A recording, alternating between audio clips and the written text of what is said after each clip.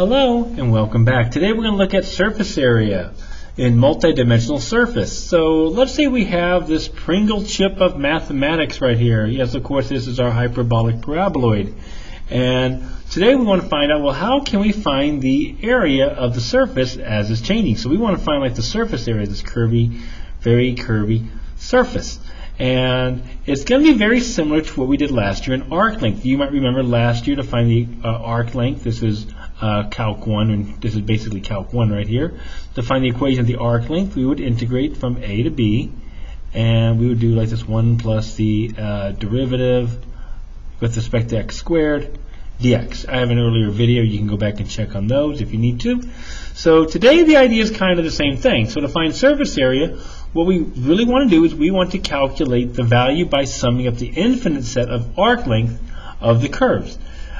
Very similar to, again, what we did last year, except for last year where we were in terms of x, this year we're in terms of x and y. So if we look at kind of like our potato chip up here of mathematics, if I have a point right here, of course we can go in the x direction, we can find our change in x, and of course we can have our change in y. So kind of the same idea here, except for instead of dealing with how x is changing, we also have to deal with y changes. And if you notice, the formula to find surface area in multivariable is very similar to what we did last year to find surface area in Calc 1. The equation is going to be the double integral now because we're talking about two dimensions, x and y, but it's 1 plus the derivative with respect to x squared and the derivative with respect to y squared. So again, it's very similar. The proof is very similar too. Okay, so over here we can talk about a little parts here.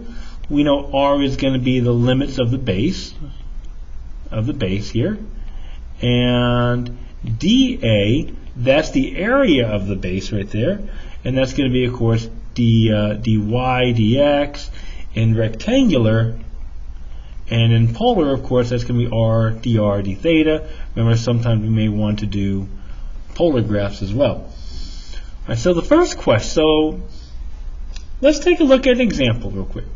So we want to find the surface area of the part of this plane that lies in the first octave. So let's see what that looks like. If I want to graph this, we would have an x-intercept at 2. And this is x, y, and z. Our y-intercept would be at 3, and our z, of course, would be at 6. And I can graph this plane right here. And what we're looking for is this surface area of the plane. Of course, that's just the area of a triangle. If we can find that triangle there, I suppose we can find all the heights and everything. But let's use the calculus part of it. All right, so what does our rule say to do? We need the partials, x and y. So we're going to need the partials. So I'm going to solve for z right here, I guess. Probably should do that.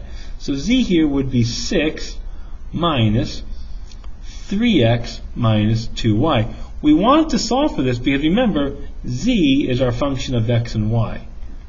So we are going to need those partials. And let's go ahead and find those real quickly. I need the partial with respect to x. And that's not too bad. That's just negative 3. The partial with respect to y, that's just negative 2. I need those partials there. Now the next, I'm going to get the base. So let's go and talk about the base because it's all about the base. Well, the base here is this triangular region right down here. And I can write this equation right here. This is the equation of a line, and I can get that for you. That's just y equals 3 minus 3 halves x.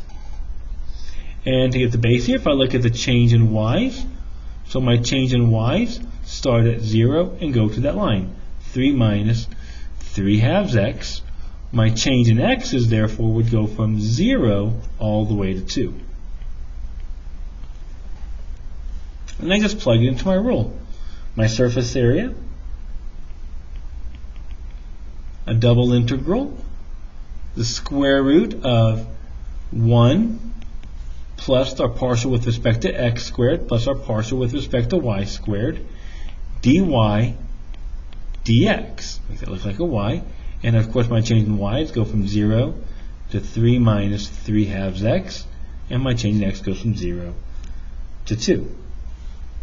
and that would be the equation to go ahead and find surface area. And of course, if you want, you can simplify that. That's just the square root of 14, 0 to 2, 0 to 3 minus 3 halves x, and dy dx. So pretty easy to do. All right, the next question says, okay, the next one. Determine the surface area of the part of z equals xy that lies above our cylinder given by this circle right here, x squared plus y squared equals 1. So let's see here. So what we're doing here is we are looking for the part of z equals xy contained by the circle. Now remember, the circle here is our base. So the circle is going to act as our base right there. So we can go ahead and kind of draw that out. So let's talk about that. To get the base, it's our circle, has a radius of 1. So that's going to give me my limits. And I can get my change in y and my change in x pretty easily. Remember, this is a circle with radius 1. So we're going to go from negative square root of 1 minus x squared to positive square root of 1 minus x squared. And my x's are going to go from negative 1 to 1. So I got my limits. Now remember, I'm also going to need my partials, okay? I need my partials. So remember, this is really saying f of xy equals xy. So my partial with respect to x is just going to be y, and my partial with respect to y is going to be x. And then I can just plug it into my formula.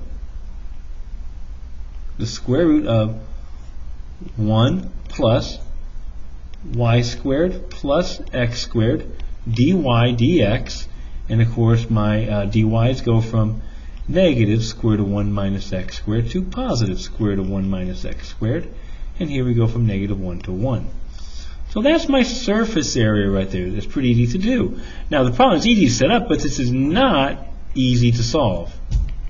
So we don't like solving this one by hand. Is there another way we could write this one? Well, I'm dealing with circles. So I could convert this into, of course, polar form. So I can write this as a polar equation instead.